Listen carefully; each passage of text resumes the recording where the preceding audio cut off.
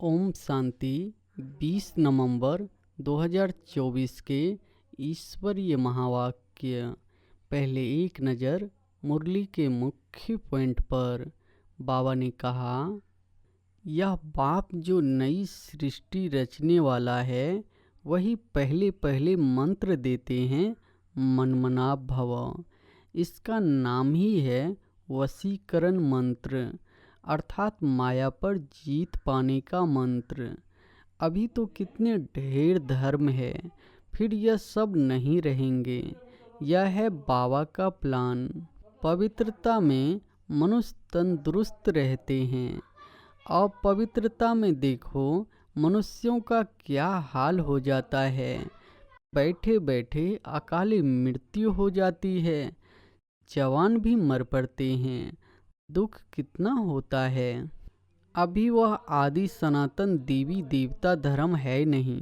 यह लक्ष्मी नारायण कहाँ गए, कोई बता नहीं सकेंगे। कोई में ताकत नहीं बताने की। और फिर बाबा ने कहा, यहाँ रियल का नाम नहीं, इमिटेशन का कितना जोर है।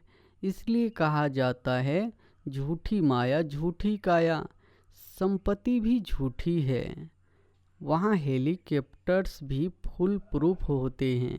बच्चे भी बड़े सतु प्रधान सुरूढ़ बुद्धि वाले होते हैं। आगे थोड़ा चलो, तुमको सब साक्षात्कार होते रहेंगे। वंडर है, आत्मा को भी इन आँखों से देख नहीं सकते हैं तो बाप को भी भूल जाते हैं। ड्रामा में पार्ट ही ऐसा है। पुरानी दुनिया के विनाश के लिए यह नेचुरली कैलेमिटीज सब लेवर्स है। कितनी ज़बरदस्त लेवर्स। और फिर लास्ट में बाबा ने कहा, पाप नहीं कहते हैं कि बॉम्ब्स बनाओ। यह सब रावण की मत कहेंगे। यह बना बनाया ड्रामा है। रावण का राज्य है तो आसुरी बुद्धि बन जाते हैं। ऐसे नहीं कि शंकर के आँख खोलने से विनाश हो जाता है। इनको गॉडली कैलेमिटीज भी नहीं कहेंगे, यह नेचुरल ही है। हम सचखंड में थे, सुख भी बहुत देखा। 3/4 सुख देखते हो। बाप ने ड्रामा सुख के लिए बनाया है, न कि दुख के लिए। यह तो बाद में तुमको दुख मिला है। यहाँ तो देखो बीमारी पिछारी बीमारियाँ लगी हुई है। सतयुग में थोड़े ही ऐसे कीड़े आदि होंगे जो अनाज खा लेवे, इसलिए उनका तो नाम ही है स्वर्ग। और अब सुनते हैं महावाक्यों को विस्तार से। मुरली का सार है, मीठे बच्चे, मनमना भव के वशीकरण मंत्र से ही तुम माया पर जीत पा सकते हो। यही मंत्र सबको याद दिलाओ। प्रश्न है, इस बेहद के ड्रामा में सबसे ज़बरदस्त लेवर्स नौकर कौन कौन है और कैसे? उत्तर है, इस पुरानी दुनिया की सफाई करने वाले सबसे ज़बरदस्त लेवर्स है। नेचुरल कैलेमिटीज, धरती हिलती है, बाढ़ आती है, सफाई हो जाती है। इसके लिए भगवान किसी को डायरेक्शन नहीं देते। बाप कैसे बच्चों को डिट्रैक्ट करेंगे? यह तो ड्रामा में पार्ट है। रावण का राज्य है ना, इसे गॉडली कैलेमिटीज नहीं कहेंगे। ओम शांति। बाप ही बच्चों को समझाते हैं, बच्चे मनमना भव। ऐसे नहीं कि बच्चे बैठ बाप को समझा सकते। बच्चे नहीं कहेंगे शिव बाबा मनमना भव। नहीं, यूँ तो भले बच्चे आपस में बैठ चीट चैट करते हैं, राय निकालते हैं, परंतु जो मूल महामंत्र है वह तो बाप ही देते हैं। गुरु लोग मंत्र देते हैं। यह रिवाज कहाँ से निकला? यह बाप जो नई सृष्टि रचने वाला है वही पहले पहले मंत्र देते हैं, मनमना भव। इसका नाम ही है वशीकरण मंत्र, अर्थात माया पर जीत पाने का मंत्र। यह कोई अंदर में जपना नहीं है, यह तो समझाना होता है। पाप अर्थ सहित समझाते हैं। पहल गीता में है, परंतु अर्थ कोई नहीं समझते हैं। यह गीता का एपिसोड भी है, परंतु सिर्फ नाम बदली कर दिया है। कितनी बड़ी बड़ी पुस्तक आदि भक्ति मार्ग में बनाती है। वास्तव में यह तो उर्ली बाप बैठ बच्चों को समझाते हैं। बाप की आत्मा में ज्ञान है, बच्चों को भी आत्मा में ही ज्ञान धारण करती है। बाकी सिर्फ सहज कर समझाने के लिए यह चित्र आदि बनाए जाते हैं। तुम बच्चों की तो बुद्धि में यह सारा नॉलेज है। तुम जानते हो बरोबर आदि सनातन देवी देवता धर्म था और कोई खंड नहीं था। फिर बाद में यह खंड ऐड हुए हैं, तो वह भी चित्र एक कोने में रख देना चाहिए जहाँ तुम दिखलाते हो भारत में इतना राज्य था तो और कोई धर्म नहीं था। अभी तो कितने ढेर धर्म है, फिर यह सब नहीं रहेंगे। यह है बाबा का प्लान। उन विचारों को कितनी चिंता लगी हुई है। तुम बच्चे समझते हो यह तो बिल्कुल ठीक है, लिखा हुआ भी है। बाप आकर ब्रह्मा द्वारा स्थापना करते हैं। किसकी? नई दुनिया की। जमुना का कंठा यह है कैपिटल। वहाँ एक ही धर्म होता है। जहार बिल्कुल छोटा है। इस जहार का ज्ञान भी पाप ही देते हैं। चक्र का ज्ञान देते हैं। सतयुग में एक ही भाषा होती है और कोई भाषा नहीं होगी। तुम सिद्ध कर सकते हो एक ही भारत था, एक ही राज्य था, एक ही भाषा थी।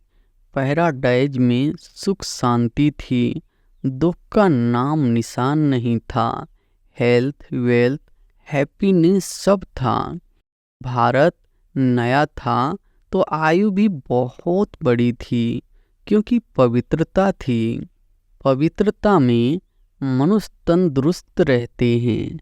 और पवित्रता में देखो मनुष्यों का क्या हाल हो जाता है। बैठे बैठे अकाले मृत्यु हो जाती है। जवान भी मर जाते हैं। दुख कितना होता है। वहाँ अकाले मृत्यु होती नहीं, फुल एज होती है। पीढ़ी तक अर्थात बुढ़ापे तक कोई मरते नहीं है। किसको भी समझाओ तो यह बुद्धि में बिठाना है। बेहद के बाप को याद करो, वही पतित पावन है, वही सद्गति दाता है। तुम्हारे पास वह नक्शा भी होना चाहिए, तो सिद्ध कर समझा सकेंगे। आज का नक्शा यह है, कल का नक्शा यह है। कोई तो अच्छी रीति से सुनते भी है। यह पूरा समझाना होता है। यह भारत अविनाशी खंड है। जब यह देवी देवता धर्म था तो और कोई धर्म थे नहीं। अभी वह आदि सनातन देवी देवता धर्म है नहीं। यह लक्ष्मी नारायण कहाँ गए? कोई को बता नहीं सकेंगे। कोई में ताकत नहीं बताने की। तुम बच्चे अच्छी रीति रहस्ययुक्त समझा सकते हो। इसमें मूझने की दरकार नहीं। तुम सब कुछ जानते हो और फिर रिपीट भी कर सकते हो। तुम कोई से भी पूछ सकते हो यह कहाँ गए। तुम्हारा प्रश्न सुनकर चकित हो जाएंगे। तुम तो निश्चय से बताते हो। कैसे यह भी 84 जन्म लेते हैं। बुद्धि में तो है ना। तुम झट कहेंगे सतयुग नई दुनिया में हमारा राज्य था। एक ही आदि सनातन देवी देवता धर्म था, दूसरा कोई धर्म नहीं था। एवरीथिंग न्यू, हर एक चीज सतों प्रधान होती है। सोना भी कितना अथाह होता है, कितना सहज निकलता होगा, जो फिर ईंटें मकान आदि बनते होंगे। वहाँ तो सब कुछ सोने का होता है। कहानियाँ सब नई होगी ना, इमिटेशन तो निकलेंगे नहीं, जबकि रियल बहुत है। यहाँ रियल का नाम नहीं, इमिटेशन का कितना जोर है। इसलिए कहा जाता है झूठी माया झूठी काया। संपत्ति भी झूठी है। हीरे मोती ऐसे ऐसे किस्म के निकलते हैं जो पता भी नहीं पड़ सकता कि सच्चा है या झूठा है। सो इतना होता है जो परख नहीं सकते हैं, झूठा है व सच्चा। वहाँ तो यह झूठी चीजें आदि होती नहीं। विनाश होता है तो सब धरती में चले जाते हैं। इतने बड़े बड़े पत्थर हीरे आदि मकानों में लगाते होंगे, वह सब कहाँ से आया होगा, कौन कट करते होंगे। इंडिया में भी एक्सपर्ट बहुत है, होशियार होते जाएंगे, फिर वहाँ यह होशियारी लेकर आएंगे ना। ताज आदि सिर्फ हीरों के थोड़े ही बनेंगे, वह तो बिल्कुल रिफाइंड सच्चे हीरे होते हैं। यह बिजली, टेलीफोन, मोटर आदि पहले कुछ नहीं था। बाबा के इस लैब के अंदर ही क्या क्या निकला है। 100 वर्ष हुए हैं जो यह सब निकले हैं। वहाँ तो बड़े एक्सपर्ट होते हैं, अभी तक सीखते रहते हैं, होशियार होते रहते हैं। यह भी बच्चों को साक्षात्कार कराया जाता है। वहाँ हेलीकॉप्टर्स भी फुल प्रूफ होते हैं। बच्चे भी बड़े सतो प्रधान सुरूढ़ बुद्धि वाले होते हैं। आगे थोड़ा चलो, तुमको सब साक्षात्कार होते रहेंगे।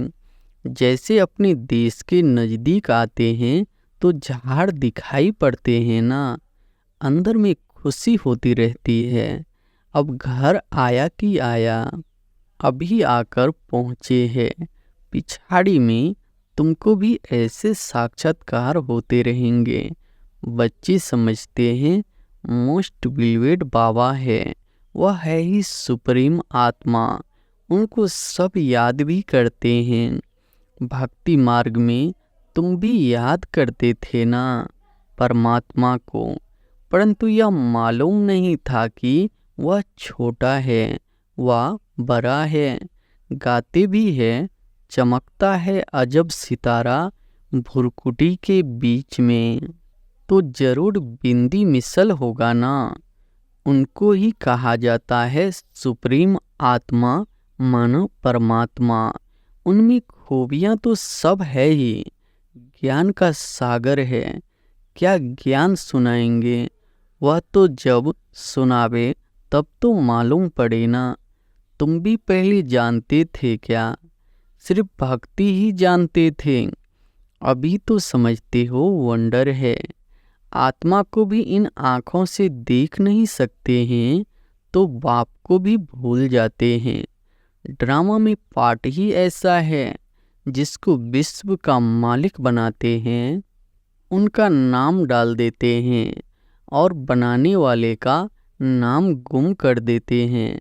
श्री कृष्ण को त्रिलोकीनाथ वैकुंठनाथ कह दिया है। अर्थ कुछ नहीं समझते हैं, सिर्फ बड़ाई दे देते हैं। भक्ति मार्ग में अनेक बातें बैठ बनाई है। कहते हैं भगवान में इतनी ताकत है, वह हजारों सूर्य से तेज है, सबको भस्म कर सकते हैं। ऐसी ऐसी बातें बना दी है। बाप कहते हैं मैं बच्चों को जलाऊंगा कैसे, यह तो हो ही नहीं सकता। बच्चों को बाप डिट्रैक्ट करेंगे क्या, नहीं। यह तो ड्रामा में पार्ट है। पुरानी दुनिया खत्म होनी है। पुरानी दुनिया के विनाश के लिए यह नेचुरली कैलेमिटीज सब लेवर्स है। कितनी जबरदस्त लेवर्स ऐसे नहीं कि उन्हों को बाप का डायरेक्शन है कि विनाश करो, नहीं, तूफान लगते हैं, फेमन होता है। भगवान कहते हैं क्या यह करो? कभी नहीं। यह तो ड्रामा में पार्ट है। पाप नहीं कहते हैं बॉम्ब्स बनाओ, यह सब रावण की मत कहेंगे। यह बना बनाया ड्रामा है। रावण का राज्य है तो आसुरी बुद्धि बन जाते हैं। कितने मरते हैं, आखिर में सब जला देंगे। यह बना बनाया खेल है जो रिपीट होता है। बाकी ऐसे नहीं कि शंकर के आँख खोलने से विनाश हो जाता है। इनको गॉडली कैलेमिटीज भी नहीं कहेंगे, यह नेचुरल ही है। अब बाप तुम बच्चों को श्रीमत दे रहे हैं, कोई को दुख आदि देने की बात ही नहीं। बाप तो है ही सुख का रास्ता बताने वाला। ड्रामा प्लान अनुसार मकान पुराना होता ही जाएगा। बाप ही कहते हैं यह सारी दुनिया पुरानी हो गई है, यह खलास होनी चाहिए। आपस में लड़ते देखो कैसे हैं। आसुरी बुद्धि है ना। जब ईश्वरीय बुद्धि है तो कोई भी मारने आदि की बात नहीं। बाप कहते हैं मैं तो सबका बाप हूँ, हमारा सब पर प्यार है। बाबा देखते यहाँ है, फिर अनन्य बच्चों तरफ ही नजर जाती है, जो बाप को बहुत प्रेम से याद करते हैं, सर्विस भी करते हैं। यहाँ बैठे बाप की नज़र सर्विसेबल बच्चों तरफ चली जाती है। कभी देहरादून, कभी मेर, कभी दिल्ली। जो बच्चे मुझे याद करते हैं मैं भी उन्हों को याद करता हूँ। जो मुझे नहीं भी याद करते हैं तो भी मैं उसको याद करता हूँ, क्योंकि मुझे तो सबको ले जाना है ना। हाँ, जो मेरे द्वारा सृष्टि चक्र की नॉलेज को समझते हैं नंबरवार, वह फिर ऊंच पद पाएंगे। यह बेहद की बातें हैं। वह टीचर आदि होते हैं हद के, यह है बेहद का। तो बच्चों के अंदर में कितनी खुशी होनी चाहिए। बाप कहते हैं सबका पाठ एक जैसा नहीं हो सकता है। इनका तो पाठ था, परंतु फॉलो करने वाले कोटों में कोई निकले। कहते हैं बाबा हम 7 दिन का बच्चा हूँ, 1 दिन का बच्चा हूँ, तो पोगरे ठहरे ना। तो बाप हर बात समझाते रहते हैं। नदी में बरोबर पार कर आए थे। बाबा के आने से ही ज्ञान शुरू हुआ है। उनकी कितनी महिमा है। वह गीता के अध्याय तो तुमने जन्म जन्मांतर कितनी बार पढ़े होंगे। फर्क देखो कितना है। कहाँ श्री कृष्ण भगवान वाच, कहाँ शिव परमात्मा वाच। रात दिन का फर्क है। तुम्हारी बुद्धि में अब है, हम सचखंड में थे, सुख भी बहुत देखा, 3/4 सुख देखते हो। बाप ने ड्रामा सुख के लिए बनाया है, न कि दुख के लिए। यह तो बाद में तुमको दुख मिला है। लड़ाई तो इतनी जल्दी लग नहीं सकती। तुमको बहुत सुख मिलता है। आधा आधा हो तो भी इतना मजा नहीं रहे। 3,500 वर्ष तो कोई लड़ाई नहीं, बीमारी आदि नहीं। यहाँ तो देखो बीमारी पिछाड़ी बीमारियाँ लगी हुई है। सतयुग में थोड़े ही ऐसे कीड़े आदि होंगे जो अनाज खा लेवे, इसलिए उनका तो नाम ही है स्वर्ग। तो वर्ल्ड का नक्शा भी तुमको दिखाना चाहिए, तब समझ सकेंगे असल में भारत यह था और कोई धर्म था नहीं। फिर नंबरवार धर्म स्थापन करने वाले आते हैं। अभी तुम बच्चों को वर्ल्ड की हिस्ट्री ज्योग्राफी का मालूम है। तुम्हारे सिवाय बाकी सब तो कह देंगे नीति नीति, हम बाप को नहीं जानते हैं। कह देते हैं उनका कोई नाम रूप देश काल है नहीं। नाम रूप नहीं तो फिर कोई देश भी नहीं हो सकता है। कुछ भी समझते नहीं। अब बाप अपना यथार्थ परिचय तुम बच्चों को देते हैं। अच्छा, मीठे मीठे सिकिलधे बच्चों प्रति माता पिता बाप दादा का याद प्यार और गुड मॉर्निंग। रूहानी बाप की रूहानी बच्चों को नमस्ते। धारणा के लिए मुख्य सार पहली पॉइंट है, सदा अपार खुशी में रहने के लिए बेहद का बाप जो बेहद की बातें सुनाते हैं उनका सिमरन करना है और बाप को फॉलो करते चलना है। दूसरी पॉइंट है, सदा तंदुरुस्त रहने के लिए पवित्रता को अपनाना है। पवित्रता के आधार से हेल्थ, वेल्थ और हैप्पीनेस का वर्षा बाप से लेना है। वरदान है, सर्व प्राप्तियों को स्मृति में इमर्ज रख, सदा संपन्न रहने वाली संतुष्ट आत्मा भव। सर्व प्राप्तियों को स्मृति में इमर्ज रख, सदा संपन्न रहने वाली संतुष्ट आत्मा भव। संगम युग पर बाप दादा द्वारा जो भी प्राप्तियां हुई है उनकी स्मृति इमर्ज रूप में रहे तो प्राप्तियों की खुशी कभी नीचे हलचल में नहीं लाएगी, सदा अचल रहेंगे। संपन्नता अचल बनाती है, हलचल से छुड़ा देती है। जो सर्व प्राप्तियों से संपन्न है वे सदा राजी, सदा संतुष्ट रहते हैं। संतुष्टता सबसे बड़ा खजाना है। जिसके पास संतुष्टता है उसके पास सब कुछ है। वह यही गीत गाते रहते कि पाना था वो पा लिया। स्लोगन है, मोहब्बत के झूले में बैठ जाओ तो मेहनत आपे ही छूट जाएगी।